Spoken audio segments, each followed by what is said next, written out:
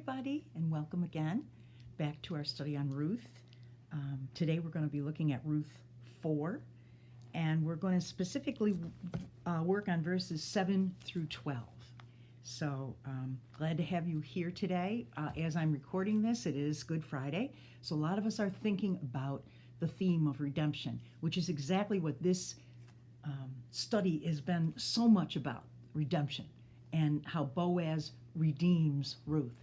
So at the part of the story we were at yesterday, he has completed this transaction, and we're going to start in verse 7 so that we can review a little bit about what we did yesterday. So Ruth 4, verses 7 through 12. Here we go. Now, in those days, it was the custom in Israel for anyone transferring a right of purchase to remove his sandal and hand it to the other party. This publicly validated the transaction. So the other family redeemer drew off his sandal as he said to Boaz, "You buy the land." Then Boaz said to the elders and to the crowd standing around, "You are witnesses today that I have bought from Naomi all the property of Elimelech, Chilion, and Mahlon. And with the land I have acquired Ruth, the Moabite widow of Mahlon, to be my wife. This way she can have a son to carry on the family name of her dead husband and to inherit the family property here in his hometown. You are all witnesses today." Then the elders and all the people standing in the gate replied, "We are witnesses. May the Lord make this woman who is coming into your home like Rachel and Leah, from whom all the nation of Israel descended. May you prosper in Ephrathah and be famous in Bethlehem. And may the Lord give you descendants by this young woman, who will be like those of our ancestor Perez, the son of Tamar and Judah." So here the witnesses in the square are not asking any questions. They're saying, hey, this is a great idea. We are going to be excited for you, and we bless you. We hope your union will be blessed with children. And when they bring out this blessing, they mention some pretty important people from the Old Testament. The first thing they said, may she be like Rachel and Leah. Now, Rachel and Leah, of course, were the wives of Jacob, and they represented the motherhood of 10 of the 12 tribes of Israel. So Rachel, of course, was Jacob's favorite, and she had Joseph and Benjamin. And then, of course, Joseph had two of the tribes were named for Joseph's offspring, Dan and Naphtali. Then Leah actually had 6 children of the tribes. She had Reuben, Simeon, Levi, Issachar, Zebulun, and Judah. And remember that she had Judah because that's important later in the verse. And then, of course, 2 other tribes came from Leah's maidservant, the tribes of Dan and Asher. But Leah was really the most prolific mother of all the tribes of Israel, and Rachel, one of the best loved mothers of the tribes of Israel. So here when they mention Rachel and Leah, they say, may she be blessed like Rachel and Leah. That is a very, very big blessing indeed. Then they say later on, and may the Lord give you descendants by this young woman who will be like those of our ancestor Perez, the son of Tamar and Judah. Now, very quickly, the story of Tamar and Judah is too long for me to read the whole thing, but you can go back and read it yourself in Genesis 38. But to tell you a little bit about this story, Judah had some sons. First one was and he married him off to this woman named Tamar. And was wicked, and he ended up dying. So Jacob told his second son, you got to go have a baby by your brother's wife to keep his name alive. And the second son, Onan, did not want to do that. And that was wicked in the sight of the Lord, and he also died. So now Tamar's left without a husband. And so Jacob says, wait until my youngest son, Shelah, wait till he grows up. And Judah says, then I will marry him off to you. So remember, Judah is Leah's son. So this is following right down in the 12 tribes of Israel. So he says, wait till Shelah grows up, Tamar, and then I'll marry him off to you. But in his heart, he has no intention of doing that whatsoever. And Tamar kind of gets the drift of this. After a few years, she realizes she's going to wait in vain, and she's never going to be married. So she concocts a plan to trick Judah. She disguises herself and sits by the side of the road where she knows he's going to be coming along, and he thinks she's a prostitute, and he sleeps with her, and she gets pregnant. And when Judah later on is told, your daughter-in-law, who's not even married anymore, she's pregnant, he's ready to burn her at the stake. And she goes to him and she says, look at what I've got. I've got a seal that you gave me. I've got proof that you are the father of this child. And so watch what happens in Genesis 38 after this. He relents then, and he does not burn her or kill her, obviously. So she starts, this is in verse 25 of Genesis 38. As she was being brought out, she sent a message to her father-in-law. I am pregnant by the man who owns these, she said. And she added, see if you recognize whose seal and cord and staff these are. Judah recognized them and said, she is more righteous than I, since I wouldn't give her my son Shelah. And he did not sleep with her again.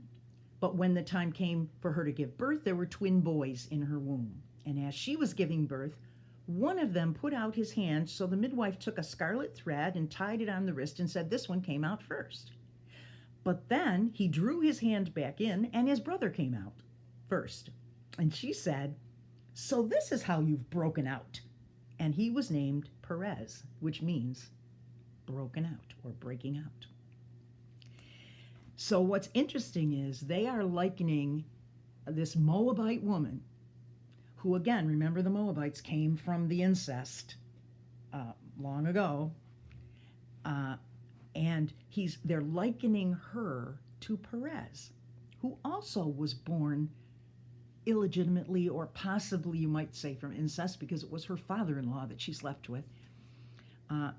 And what they're saying in effect is, God has obviously blessed this union. So even though she's a foreigner, she's going to be grafted in.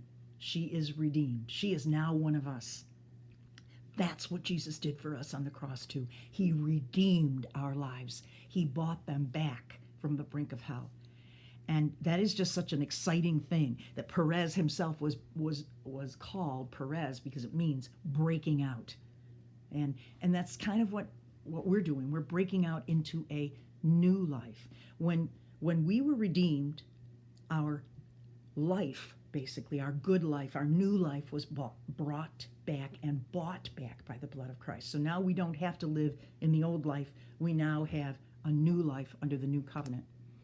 And I can't help thinking what would happen if Ruth somehow now has heard news of this redemption.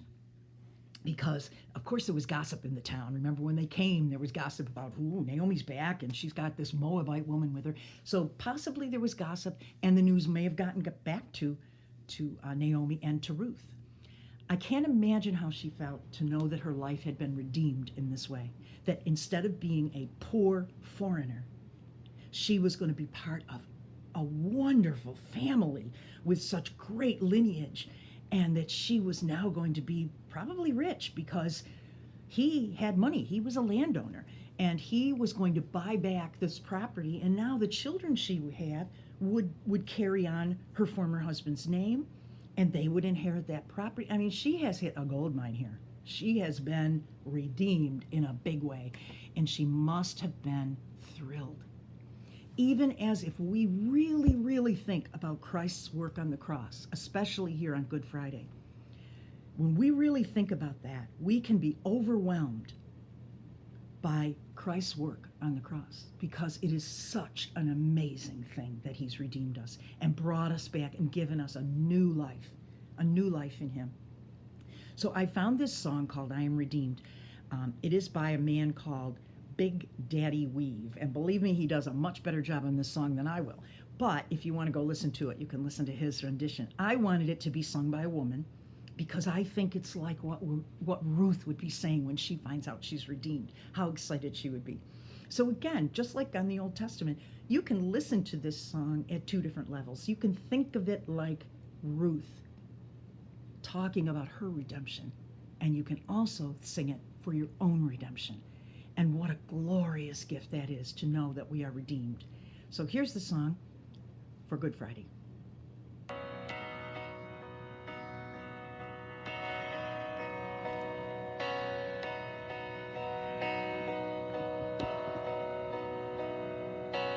Seems like all I could see was the struggle.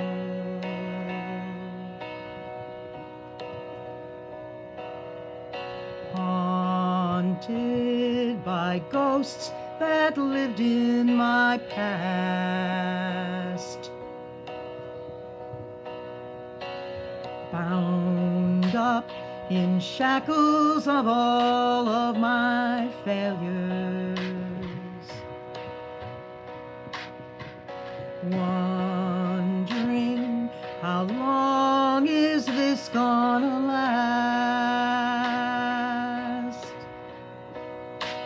Then you look at this prisoner and say to me, son, stop fighting a fight that's already been won.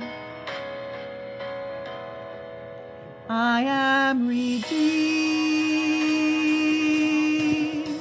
You set me free.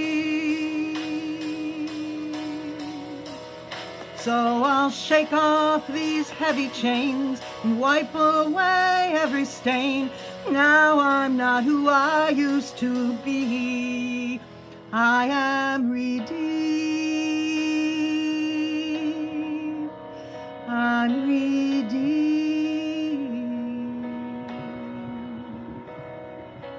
All my life I have been called unworthy, named by the voice of my shame and regret. But when I hear you whisper, child, lift up your head, I remember, oh God, you're not done with me yet. I'm redeemed. You set me free. So I'll shake off these heavy chains and wipe away every stain. Now I'm not who I used to be, because I don't have to be this old man inside of me, 'cause his day is long dead and gone. Because I've got a new name, a new life, I'm not the same, and a hope that will carry me home. I am redeemed. You set me free. So I'll shake off these heavy chains and wipe away every stain, 'cause I'm not who I used to be. I am redeemed. You set me free. So I'll shake off these heavy chains and wipe away every stain. Now I'm not who I used to be. Oh God, I'm not who I used to be. Jesus, I'm not who I used to be. 'Cause I am redeemed.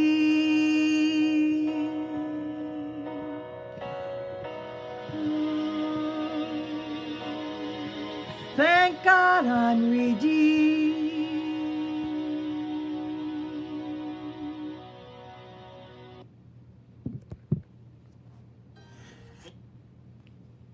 I am redeemed.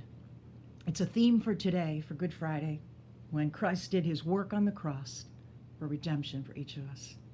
So celebrate that today as you think of the agony that Christ went through to give us that gift of new life, because we're redeemed.